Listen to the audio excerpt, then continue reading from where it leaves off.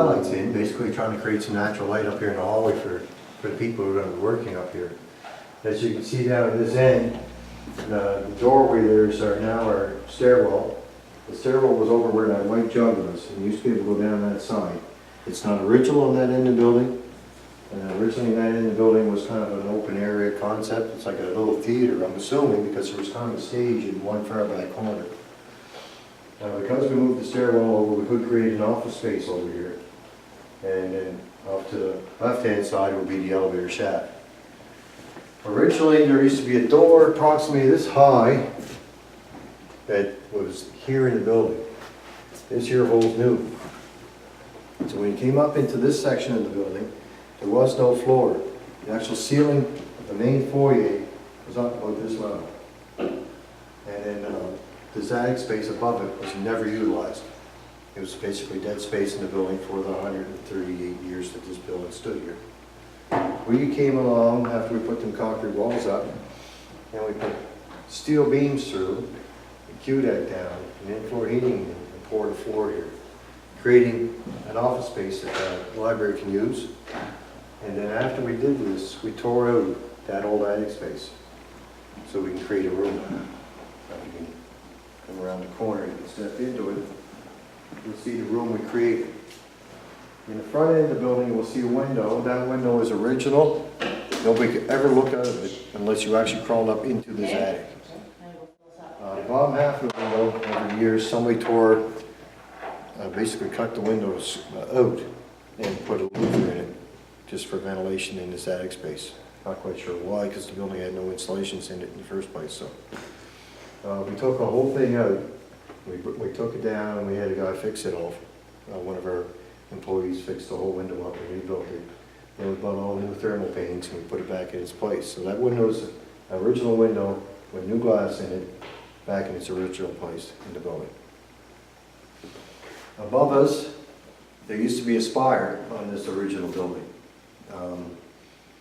The town paid us to put the extra steel up so that someday, if they wanted to, they could have the spire rebuilt and then reinstall it on the building. Above us here, the ceiling up to where that dormer is in the top front of the building, it's probably close to 20 feet from this ceiling level. You'll have to get, the only way to get up in there is there's a hatch in the center and there's a hatch out in the front side. Because when we built the steel for the spire, we had to enclose it to create shear pressure. So all the shear pressure is create two boxes, one on the inside and one on the outside. So when the sprinkler system went in, the dry sprinkler system, because it's going to be on the cold side of the insulation, and their yearly inspections, we had to create a spot for these men to access to inspect the sprinkler systems to get up in there. So it does go up quite a piece from this here level. Ceiling in this section, and I guess the wood and the trusses, all the wooden floor joists or roof joists were over 20 feet long, so we had to bring in LVLs and laminate both sides of the ceiling joists to bring them up to code to carry the snow loads and the wind loads that are required for the building. All the outside walls on the mansard roof are all re-supported with 2 2x8s on each side, re-sandwiched, because we just couldn't guarantee the safety of them anymore as to the structural integrity of them.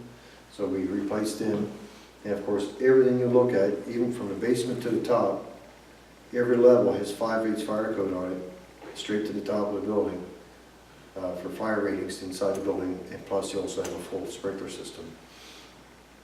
Now the outside of the walls, the mansard roof, usually you don't have to fire rate a roof, but it's kind of a wall and a roof incorporated, so we fire rated it anyways just to make sure that we met code issues. All the building has been re-insulated. It's got an R value of 27.5. All the outside walls got R20 in it, and then there's 1.5 inches of styrofoam insulation, which gives it another 7.5%. So it's very, very well insulated, so it should be fairly easy and cheap to heat. I've been heating the building up to about 15 degrees all winter long. We've got close to 50,000 square feet, and it's costing about $1,500 a month. So the actual oil bill is not that bad for considering the size of the structure.